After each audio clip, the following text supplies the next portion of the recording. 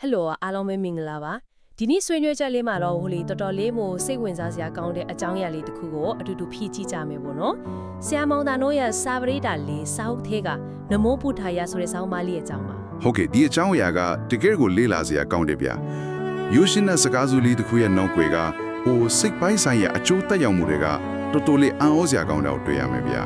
ဟုတ်တယ်အစားပိုင်းမှာတော့နမောပုထာယဆိုတာကဖះရှင်ကိုရှိခိုးပူဆိုတာလိုပဲအလွယ်တွေးမိတာပေါ့နော်ဒါပေမဲ့ဒီစောင်းပါးကိုတေချာလေ့လာကြည့်တော့မှဒါဟာတာမန်ရွတ်ဆိုတာမျိုးတတ်မဟုတ်ဘူးဆိုတာသိလာရတယ် မှန်ပါတယ်ဗျာဒီစကားစုကိုရွတ်ဆိုတယ်ဆိုတာကပါဇာကအတန်ထွက်ရုံတတ်မဟုတ်ပဲအရဟံတမတန်ဗုဒ္ဓအဆက်ရှိတဲ့ဖះရှင်ရဲ့ဂုဏ်တော်တွေကိုအာယုံပြုတဲ့ဗုဒ္ဓနုတတိကမ္မထံဖြစ်သွားတာကိုဗျာ ဆိုလိုတာကလွတ်မျောနေတဲ့စိတ်ကိုတည်ငြိမ်စေတဲ့အကြောင်းစုတစ်ခုလိုအလုံးလုံးတာပေါ့ အတီးကြပဲဗျာဒီနေရာမှာစိတ်ဝင်စားစရာကောင်းတာကစိတ်ဆိုတာတစ်ချိန်တည်းမှာအာယုံနှစ်ခုကိုပြိုင်လို့မယူနိုင်ဘူးလေ ဟုတ်တယ် အဲ့ဒီတော့ဂုဏ်တော်ကိုအာယုံစူးစိုက်မှုအားကောင်းလာတာနဲ့တခြားဖြန့်လွင့်နေတဲ့စိတ်တွေဝင်လာဖို့နေရာမရှိတော့ဘူးဗျာ အဲ့ဒီအချက်ကတကယ်စိတ်ဝင်စားစရာပဲဒါဆိုရင်ဟိုဂျပန်ဇင်ဆရာတော်ကြီးဟာကူနဲ့ဇာလန်ကိုပြန်ကောက်ကြည့်အောင်သူကအတိုးစားပြီးငွေအယမ်းမက်တဲ့အဘိုးဦးတယောက်ကိုနမောပုထာယတခါရွတ်တိုင်းငွေတစ်ပြားပေးမယ်လို့ပြောခဲ့လို့ဆိုတာလေ ဟုတ်တယ်ဗျာအဲ့ဒီဇလန်ကတော်တော်နာမည်ကြီးတယ်အဘိုးကလည်းငွေလိုချင်တဲ့လောဘနဲ့မနာတမ်းကိုစာပြီးရတော့တာ ဒါမှမဟုတ်နေပါဦးတရားမှတ်တယ်ဆိုတာစိတ်စင်ကြယ်ဖို့လုပ်တာလေအခုကဆရာတော်ကတရားမှတ်ဖို့အတွက်ငွေနဲ့လာထိုးလိုက်တာဆိုတော့ဟိုလောဘစိတ်နဲ့စတင်ခဲ့တဲ့လုပ်ရကနေတကယ်ပဲစင်ကြယ်တဲ့ရလက်ထွက်လာနိုင်မှာမလားလို့တွေးစရာဖြစ်နေလို့လား အဲ့ဒါကတကယ်ကိုမိတ္တနဲ့မိကုန်းပဲဗျာ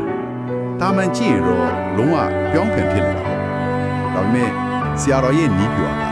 အဲ့ဒီမှာအလုံးလုံးပါ ဘယ်လိုမျိုးလုပ်သွားတာလဲနည်းနည်းတော့ထိရှင်းပြပါလား ဒီလိုလေးအစပိုင်းမှာတော့အဘိုးရဲ့စိတ်ကငွေစီကိုရောက်နေတာမှန်တယ်ဒါမဲ့နမောဗုဒ္ဓယဆိုတဲ့စကားစုဆွဲဆွဲမြဲမြဲစက်တိုင်ရလာတယ်သူရဲ့ဦးနောက်အဲ့ဒီအသားနဲ့အာရုံနဲ့လုံးလုံးလျက်လျက်ရောက်သွားတယ် ဟုတ်ပြီဆိုတော့အချိန်နည်းနည်းလေးကြာရောသူဟောင်ငွေရမယ်ဆိုတာကိုလုံးဝမေ့သွားတာပေါ့ ဟုတ်တယ်ဗျရွတ်ဆိုခြင်းလုံလန်းစဉ်တစ်ခုတည်းမှာပဲနစ်မြော်သွားပြီးတော့ငွေလိုခြင်းရဲ့လောဘစိတ်ကိုရွတ်ဆိုခြင်းဆိုတဲ့လုံရက်ကလုံးဝဖုံးလွှမ်းသွားတာပေါ့ တွေးကြည့်ရင်တို့မိုက်တယ်ဆိုလိုတာကဒီစကားဆိုလေးဟာစိတ်အမြင့်အကျဲတွေကိုတိတ်တဆိတ်ရှင်းလင်းပေးလိုက်တဲ့ကိုလေးထရိုဂျန်မြေဥမာမျိုးအလုံးလုံးသွားတာပေါ့ ထူကြမြင့်ဥမာကကွာဒီပဲငွေဆိုတဲ့မလုံးအတွေ့နဲ့စိတ်ထဲကိုအရင်ဝင်လာတယ်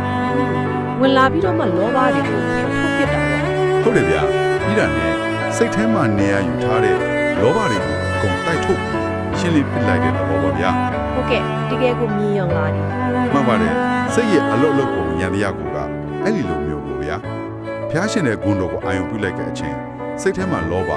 ဒေါသမောဟတဲ့အတ္တမှုကိုဦးနောက်ရဲ့လောက်ဆောင်နိုင်စွမ်းနေရာလက်မရှိတော့ဘူးလေ ဟုတ်ကဲ့ လောဘစိတ်နဲ့ဂုဏ်တော်ကိုအာယုံပြုတဲ့စိတ်နှစ်ခုကတပြိုင်တည်းဖြစ်တည်လို့မရဘူးဗျာ သဘောပေါက်ပြီ